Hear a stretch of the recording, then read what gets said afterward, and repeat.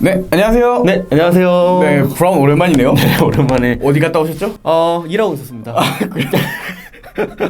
재미가 없네. 어디 갔다 와야 돼?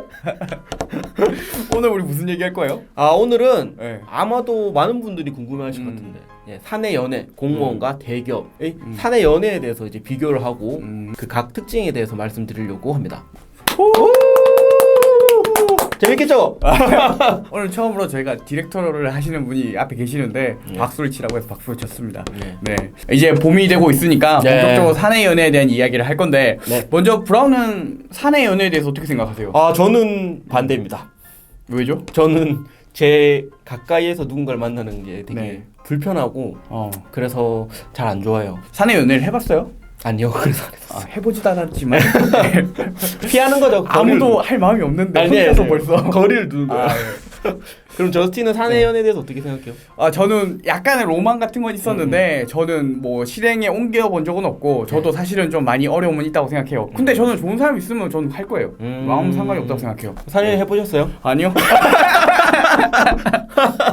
사내 연애를 못 해본 두 사람이 사내 연애에 대해서 알려드리려고 합니다. 하지만 지켜봤잖아. 그렇죠. 주변에서 많이 누구보다 지켰으면. 객관적인 입장에서 이제 말씀드릴 수 있는 거죠. 먼저 공무원은 사내 연애를 어떻게 시작하게 되는 것 같아요? 보통 제 주변의 사람들 보면은 지인 소개가 많은데 그런 술자리 소개가 많아요. 이렇게 술자리에서 이제 남자 몇 명이랑 또 이렇게 여자 몇 명이랑 이렇게 만나가지고 그 약간 술자리 아는 사람 불러라 이래가지고 이제 오면은 거기서 이제 만나고 뭐 그렇게 발전하는 경우도 많고요. 그리고 종종 과장님이나 이제 팀장님 그분들의 아들을 여자 공무원한테 소개시켜줘서 결혼하는 경우.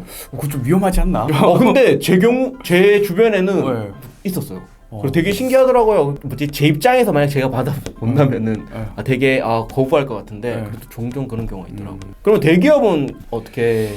대기업은 아마 대부분 사람들이 잘 알겠지만 대기업 사내 연애의 꽃은 이제 연수입니다. 이제 연수를 가면은 보통 짧게는 2주, 길게 저희 같은 경우는 2달 정도를 갔거든요. 하루 종일 붙어 있는 거잖아요, 사실은. 동기들과 하루 종일 붙어 있으면서 뭐 과제도 하고 게임도 하고 이것저것 하다 보니 약간 마음이 싹트기 시작하고 되게 부럽나 보다. 그럼 못 가봐가지고. 저희들 길게 했어요. 저는 뭐 딱히 그런 건 아닌데 하여튼 그 하다 보면은 그런 사랑의 싹이 터가는 사람들이 종종 보입니다. 등산을 같이 하고 있는데 어떤 동기를 대신해서 짐을 짊어지고 있는 멋진 남자. 진짜? 근데 주변의 친구들은 다 이상하게 보는데 본인은 자기가 제일 멋있다고 생각을 하고 하나도 안 묵을 것 같아요. 하여튼 뭐 그런 분도 있고 뭐 그렇게 연애를 시작하는 경우가 많고 꼭 그게 아니더라도 그렇게 만나서 친분이 쌓여서 회사를 다니면서 이제 연애 과정으로 발전하는 케이스들도 많이 본 것 같아요. 굳이 따지자면 저는 그런 거 제일 많이 본 것 같아요. 그럼 공무원에서 사내 연애가 들키는 거는 보통 어떻게 들키게 되나요? 저희는 그거예요. 이제 연차 휴가를 같이 쓰는 경우 있잖아요. 그런 경우에는 대충 통밥이 나와요. 이게 어떻게 보면은 가까운 집단에서 이제 연애를 하다 보니까 누군가 연차를 쓰고 누군가 연차를 쓰면은 알 수밖에 없잖아요. 그러면 이제 의심이 들어가는 거죠. 이 둘이 갑자기 왜 연차를 쓸까? 그것도 뜬금없이 주중에 연차 쓰면은 요거는 거의 한 80%는 되는 것 같아요. 1박 2일로 쓰나요? 아니죠. 하루 쓰죠. 잠시 생각을 해봤습니다. 그럼 대기업 같은 경우에는 어떤가요?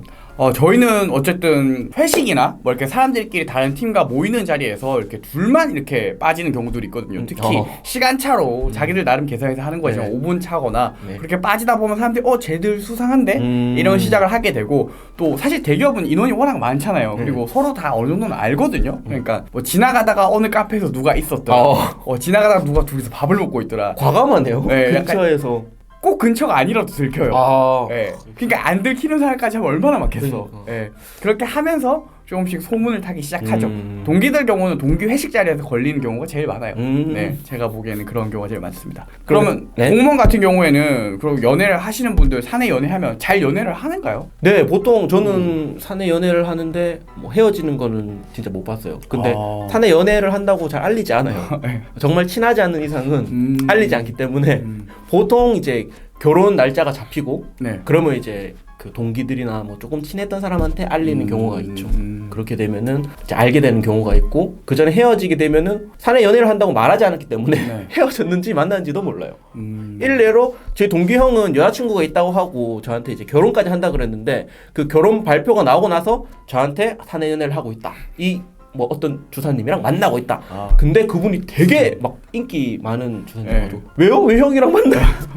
이랬던 경험이 있었습니다. 저 같은 경우에는 회사에서 사내 연애를 하신 분들 중에서 특히 동기들 끝까지 가는 커플을 본 적이 없어요. 아 진짜? 다 헤어집니다 거의. 왜냐면 연수에서 만난 그 상황과 점점 다르기도 하고 공무원이랑 아마 좀 특성이 다를 거예요. 대기업은 생각보다 사람들을 만날 수 있는 기회가 되게 많아요. 그러다 보니까 좀 더 좋은 사람, 뭐 좀 더 자기 마음에 드는 사람을 많이 만나서 그런지는 잘 모르겠지만 헤어지는 경우들을 많이 봤고 헤어지면 이제 곤란해지는 상황들이 발생을 하니까 당연히 우리도 숨기죠. 최대한 숨기지만 들키고 들켰을 경우에 헤어지면은 상당히 난감하고 그렇죠. 업무적으로 엄청 얽혔을 때도 난감하죠. 그렇고 좀 그런 일들도 종종 봤던 것 같아요. 전 제일 심한 건 같은 팀에 계속 있는 경우들 봤는데 아무도 몰라. 나만 알고 있어. 그 두 사람이 사귀었다는 거. 너무 불편하지 않아요? 근데 두 사람은 뭐 거의 남처럼 지내면서 팀 사람들은 왜 동기가 이렇게 안 친하냐. 네. 그럼 하여튼 뭐 사내 연애에 대한 이야기를 좀 해봤는데 둘이가 연애를 한다는 소문이 좀 났어. 이제 자기 둘은 자기 소문이 났다는 걸 전혀 모르는 상태에서 났는데 두 명이서 이렇게 공적으로 모이면은 되게 존칭을 엄청 쓰더라고요. 근데 사람만 사라지면은 이제 편하게 말을 엄청 하는데 이 차이가 너무 크니까 오히려 티가 더 나는 경우도 있고 보통 그것들이 탕비실 같은 데서 많이 일어나고 휴게 장소에서 많이 하고요. 저희 회사 같은 경우는 1층에 카페가 있거든요. 그래서 카페에 항상 같이 앉아 있는 애들이 있어요. 그거는 좀 있는 것 같아요. 네, 그런 애들이 좀 뭐 그런 썸을 타고 있거나 그런 관계인 친구들이 많고 좀 그렇게 많이 연애를 하는 것 같아요. 요즘에는 모든 회사들이 카페가 보통 있어요. 그래서 거기서 많이 하는 것 같습니다. 제 동갑 친구도 그 자기 동기 여자애랑 계속 그 카페 같은데 휴식 공간에 일찍 계속 앉아 있더라고요. 그러다가 결혼했어요 둘이. 네. 친하게 지내는 것만 아니고 더 친해져서 이제 뭐 그렇게 하는 경우도 있더라고요. 행복하시길 빌겠습니다. 내 결혼식을 못 갔는데 진짜 미안하다. 둘의 행복을 빈다. 내 인스타그램으로 가끔 보고 있거든. 그래 부럽다. 알겠습니다. 그럼 오늘 영상은 뭐 우리 브라운의 고백으로 끝을 내도록 하겠습니다. 네. 다음에 또 다른 재밌는 주제로 회사 생활에 대한 이야기를 해볼게요. 영상을 재밌게 보셨다면은 구독과 좋아요와 알림을 알림 부탁드립니다. 와우. 코로나 조심하세요.